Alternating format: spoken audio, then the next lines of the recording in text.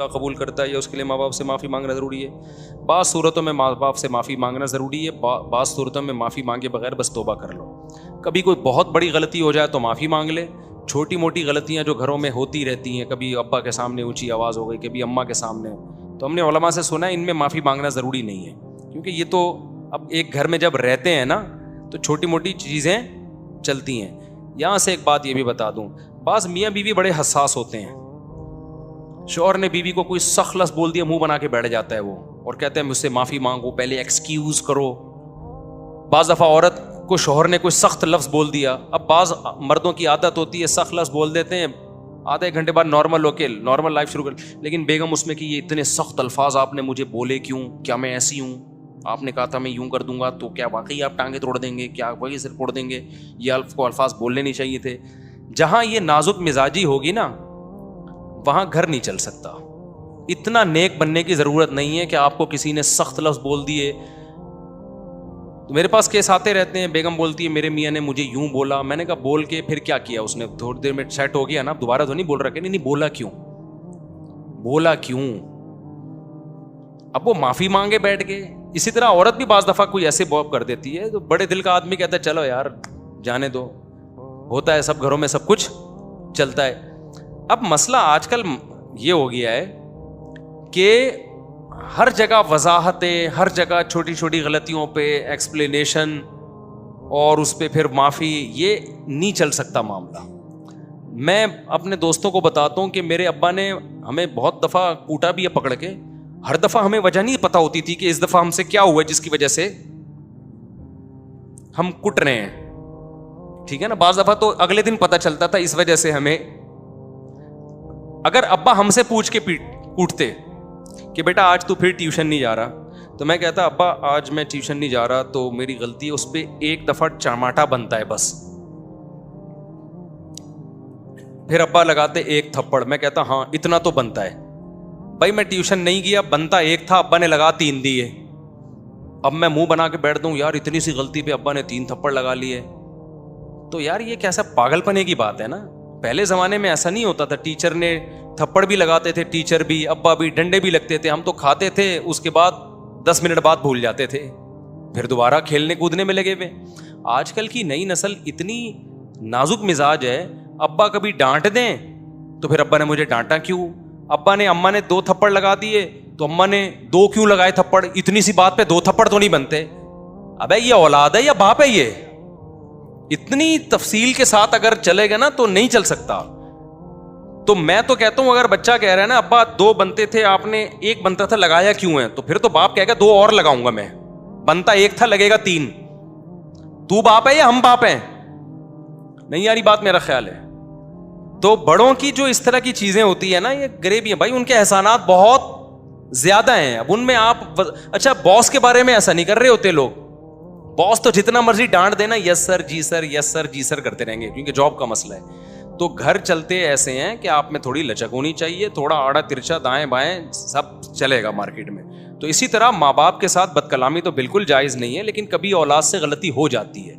اب ابا کو چاہیے کہ وہ نہیں کہ ایسا نازک مزاجی بنا کے بیٹھے ہوئے ہیں کہ میری اولاد نے یہ کیا کہہ دیا مجھے.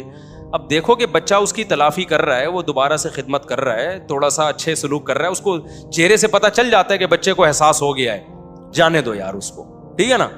تو گھروں میں نہیں ایسا ہوتا. تو اس لیے چھوٹی موٹی کوتاہیاں جہاں بھی ہوتی رہتی ہیں وہاں نہ سوری ہوگا اور نہ, مجھے تو بہت زہر لگتے ہیں وہ لوگ. بعض دفعہ ہم بھی دوست احباب جا رہے ہوتے ہیں نا, ذرا سی ہو گئی تو وہ دوست آ رہا ہے معذرت چاہتا ہوں آپ کو, میں نے کہا کیا دماغ خراب, معذرت پہ زیادہ غصہ آ رہا ہے, چلتا ہے ہم نے بول دیا. وہ عمر شریف کا ایک ملفوظ یاد رکھو, عمر شریف کا ایک کلپ دیکھا ہم نے, بچپن میں دیکھا تھا پھر بھول گئے تھے, نیٹ پہ دوبارہ کسی نے بھیجا تو یاد آ گیا. تو اس میں یہ تھا کہ اس کی بیوی کو کسی نے چھیڑ دیا, نہیں اس نے بھولے سے کسی کی بیوی کو چھیڑ دیا, کسی پوش علاقے میں نا کراچی کے, میں نام لے لوں گا علاقے والے غصے نہ ہو جائیں, بڑا مالداروں کا علاقہ تھا. تو اس کو بھولنے کی بیماری تھی. بیماری میں یہ تھا کہ دوسروں کی بیوی کو غلطی سے اپنی بیوی بول دیتا تھا, وہ یہ کلپ میں دکھایا گیا. تو غلطی سے جا کے کسی کی بیوی کو اپنی بیوی سمجھ کے چھیڑ دیا اس نے. تو وہ شوہر لڑنے کے لیے آیا اور وہ تیری ایسی کی تیسی تو یوں ہے. تو کہتا ہے بھائی جب تم اتنے بڑے علاقے میں رہتے ہو تو چھیڑنے چھاڑنے پر تمہیں تکلیف کیوں ہوتی ہے؟ یہ جو پوش ایریا کے لوگ ہیں, بڑے علاقے کے لوگ ہیں, ان کے لیے تو یہ چھوٹی سی بات ہے. کہہ رہے ہم نے تمہاری بیوی کو چھیڑے تو ہماری بیگم کو چھیڑ دو. سمجھ آ رہی ہے بات؟ تو لبرل طبقہ جو بہت اونچا طبقہ ہوتا ہے نا, ان کے لیے چھوٹے چھوٹے مسائل ہیں. اس کی وائف کو چھیڑ دیا, اس کی تو غریب آدمی توپے نکال لے گا نا, دھاڑ دھاڑ دھاڑ, میری بیگم کو تو نے چھیڑا کیوں. تو جو ذرا لبرل قسم کے لوگ ہوتے ہیں نا, ان کے لیے چھوٹے چھوٹے مسائل ہیں. تو اس نے کہا تم جب اتنے بڑے علاقے میں رہتے ہو تو اتنی گھٹیا سوچ کی ہے تمہاری, ٹھیک ہے نا, اتنی گھٹیا سوچ کی ہے تمہاری. یہ تو خیر ایک مثال ہے سمجھانے کے لیے, لیکن بات اتنی ضرور ہے کہ جب آپ گھر میں رہتے ہیں تو اونچ نیچ ہر ایک سے ہوتی ہے. کبھی بڑا بھائی چھوٹے پہ ناراض ہوئے گا, کبھی چھوٹا بڑے کی تھوڑی سی بدتمیزی کر لے گا, کبھی میاں نے بیوی سے بدتمیزی, کبھی بیگم نے میاں سے بدتمیزی, کبھی ابا نے تھوڑا دو بنتا ایک تھپڑ تھا لگا 4 چماٹے دیے. تو ان میں سوری ووری نہیں ہوتا کہ ہر آدمی ایکسکیوز کرتا رہا, یہ پاگل پنا ہے, نفسیاتی وہ چلتا ہے فوراً. اس میں کیا کرنا ہے, چلتا ہے مارکیٹ میں, ٹھیک ہے نا. ایسا بھی اس طرح بھی. ہمارے پاس ایک کیس آیا, اس کے 4-5 بچے تھے, ایک بچہ بگڑ گیا نا. اتنا نہیں بگڑا تھا, تو میں نے کہا چلتا ہے, اتنا تو بگڑتے. میں نے کہا 4-3 بچے صحیح ہیں تو ایک تو بگڑن تھوڑا سا تو بگڑنا چاہیے نا بھائی, تو چلتا ہے. تو اتنا مطمئن ہو کے گئے کہ ارے میں تو اتنی ڈپریشن میں جا رہا تھا. میں نے کہا یہ تو بگڑا ہی نہیں ہے بھائی, یہ تو بگڑا ہی نہیں ہے, یہ تو نہ چرس پیتا ہے, نہ ہیروئن پیتا ہے, نہ غلط لڑکوں میں جا کے بیٹھتا ہے, تو بس تھوڑا سا بدتمیز ہے. ماشاءاللہ, یہ تو نظر بس سے بچنے کے لیے اللہ نے بہت بہترین انتظام کیا آپ کے, کام نہیں کرتا گھر کے, یہ شکایت ہے ان کو. میں نے کہا تو سبحان اللہ, یہ تو بہت ہی اللہ نے آپ کے گھر کو نواز. 3 صحیح ہیں آپ کے, ایک تھوڑا سا بگڑ گیا. تو نارمل جو جتنی بھی اس طرح کی چیزیں ہوتی ہیں گھروں میں سب چلتا ہے. اچھا ہوتا ہی ہے کہ بعض دفعہ آپ کو کسی کی بات پہ گھر میں غصہ بہت زیادہ آ جاتا ہے. جیسے بیگم نے کوئی الٹی بات کی, آپ کا میٹر گھوم گیا. اب بیگم کہے گی اس دن تو کہہ رہے تھے سب چلتا ہے, تو میں نے الٹی بات کی تو اتنا ایکسٹریم لیول پہ آپ کو غصہ کیوں آ گیا. تو آپ بولو یہ بھی کیا ہے, چلتا ہے. پھر آگے سے وہ جواب دے دے تو یہ بھی کیا ہے. اصل میں جب غصے میں جو کانورسیشن ہوتی ہے نا, وہ سب چلتا ہے. بات یہ کہ جب تھوڑی آدھا 1 گھنٹے میں ہر آدمی سیٹ ہو جاتا ہے. جتنی بھی بڑی سے بڑی لڑائی ہو نا, 1-1.5 گھنٹے سے زیادہ چلتی نہیں ہے, کیونکہ اتنا اللہ نے انسان کو دماغ نہیں دیا تھا کہ 1 گھنٹے تک غصے میں بھناتا رہے, تو مر جائے گا, بلڈ یعنی برین ہیمریج سے مر جائے گا. جب انسان کو غصہ آتا ہے نا, آپ کا اتنا دماغ پھٹ رہا ہوتا ہے, اگر یہ غصہ 1 گھنٹے تک کنٹینیو اسی طرح چلے آپ تو مر جائیں. تو اللہ میاں نے سسٹم ایسا بنایا ہوا ہے, تھوڑی دیر کے بعد غصہ آہستہ آہستہ نیچے آنا شروع ہوتا ہے. تو 1 گھنٹے کے بعد سب سیٹ ہو جائے گا. اس وقت پھر یہ نہیں کہ تم نے یوں بولا تھا تو پھر ورنہ دوبارہ غصہ آ جائے گا. پھر جو جس نے بولا تھا معاف, ٹھیک ہے, جو جس نے بولا تھا کیا ہو گیا. دیکھو قرآن کیا کہتا ہے, موسیٰ علیہ السلام واپس جب آئے نا, بنی اسرائیل کو دیکھا بچڑے کی عبادت کر رہے ہیں. غضب سے موسیٰ علیہ السلام نے کیا کیا ہے, اپنے بھائی ہارون کی داڑھی پکڑ کے کھینچی, حالانکہ وہ بھی پیغمبر تھے. القل الواح اور تورات کی تختیوں کو ایسے مضبوطی کے ساتھ ایک طرف رکھ دیا, جس کو القا سے تعبیر کیا قرآن نے. تورات آپ کے ہاتھ میں تھی, اس کو مضبوطی کے ساتھ ایسے رکھا جیسے بہت غصے میں نہیں ہوتے, اور پھر اپنے بھائی کی داڑھی پکڑ کے ایسے کھینچی ہے, یجرہ الیک, اتنے غصے میں. قرآن کے آتے ہیں فلما سکت عن موسیٰ الغضب, تھوڑی دیر میں موسیٰ کا غصہ کیا ہو گیا, ٹھنڈا.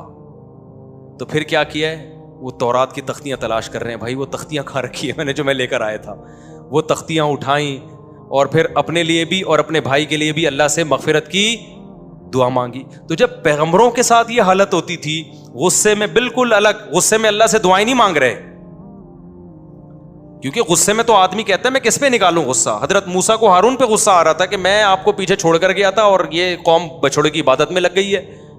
لیکن جب تھوڑی دیر میں حضرت موسیٰ کا غصہ بھی ٹھنڈا ہو گیا, تو بجائے بھائی کی داڑھی پکڑ کے کھینچنے کے, قال رب اغفر لی ولی اخی, اے اللہ مجھے بھی معاف کر دے, شاید میری کوئی کوتاہی ہو, میرے بھائی کی کو بھی معاف کر دے اگر ان سے کوتاہی ہوئی ہے. فوراً بھائی کے لیے رحمت کا جذبہ پیدا ہو گیا کہ نہیں ہو گیا. اور پھر القل الواح اور تورات کی تختیاں اٹھائیں اور قوم کو بتانے لگے اس میں یہ لکھا ہے, اس میں یہ لکھا ہے, اس میں یہ لکھا ہے. تو بھائی جب پیغمبروں پہ بھی یہ کیفیات آتی تھیں, غصے میں کچھ اور کنڈیشن اور نارمل کچھ اور, تو ہم اور آپ کس کھیت کی مولی ہیں. تو بیگم بھی غصے میں 2-2 فٹ اچھلے گی, میاں 4-4 فٹ اچھلے گا, کیونکہ وہ اس کو یہ ہے کہ میں سربراہ ہوں, تو یہ اگر 2 فٹ اچھل رہی ہے تو میرا حق بنتا ہے کہ میں کتنے فٹ اچھلوں, میں 4 فٹ اچھلوں. ابا 6 فٹ اچھلیں گے, کیونکہ ان کو یہ ہوگا میں کیا ہوں, میں ابا ہوں. اور کم از کم 1-1 انچ اولاد بھی اچھلتی ہے, اگرچہ وہ اولاد ہے لیکن ہے تو انسان نا, غصہ اس کو بھی آئے گا. تو کبھی 2 فٹ نہیں تو کم از کم 1 انچ وہ بھی اچھلے گی. اسی اچھل کود میں ہنسی خوشی زندگی گزرے گی. لیکن آدھا گھنٹے بعد 1 گھنٹے بعد سب اچھلنا کودنا بند کر دیتے ہیں, نارمل اپنی اپنی جگہوں پہ بیٹھ جاتے ہیں. اب اس کا حل گھروں میں یہ ہے کہ اب یہ نہیں کہ کس کی غلطی تھی, کس نے کیا کہا, جانے دو, ٹھیک ہے نا. اور کبھی بہت زیادہ اہم بات ہو تو پھر الگ سے بٹھا کے نصیحت کر لو بچوں کو. بہت کوئی اہم بات ہو تو پھر الگ سے بٹھا کے گھر والوں کو, آئندہ بھائی ایسا ہم کریں گے تاکہ یہ دوبارہ نہ ہوگا, پھر بھی دوبارہ ہوگا. اسی طرح زندگی گزرے گی, مر جاؤ گے. 100% کہیں بھی ایسا نہیں ہوتا کہ سارے محبت سے ہی رہتے ہیں. اب تبلیغی جماعت میں ہم نے دیکھا ہے سال کی جماعتیں نکلتی ہیں نا, اس میں بعض دفعہ آپس میں اختلاف شروع ہو جاتے ہیں, اور مدرسوں میں ہو جاتے ہیں, اسکولوں میں ہو جاتے ہیں, یونیورسٹیوں میں ہو جاتے ہیں, ہر جگہ ہو جاتے ہیں. سفر میں آپ 4-6 آدمی جگری دوست ہوں, نکلیں 3 دن 4 دن 1 ہفتہ 10 دن محبت سے, 11ویں دن آپ دیکھو پڈا شروع, وہ اس کی بات دل پہ لے کے بیٹھ گیا, اس نے مجھے یہ کیوں بول دیا, وہ اس کی بات دل, یہ ہوتا ہے, یہ انسان کی نیچر ہے. تو اس میں حل یہی ہے کہ بس جانے دو. نافرمان توبہ ایسا کر کے رات کا کھانا نہ کھائیں تو کیا وہ جلدی بوڑھا ہوگا, بتا دیا میں نے رات کا کھانا نہیں کھاؤ, تھوڑا سا بس 7 بجے سے پہلے تھوڑا بہت کھا کے سو جاؤ. باقی میں بھی اس پہ عمل نہیں کرتا, بس باتیں کرنے پہ. ٹھیک ہے یار, نیند ہی نہیں آتی رات کا کھانا نہیں کھاؤ تو. میرے خالو اقبال بخاری دل کے ہسپتال میں داخل ہیں, ان کی صحت کے لیے دعا فرمائے. دل سے دعا ہے جی, اللہ تعالیٰ سے عطا فرمائے.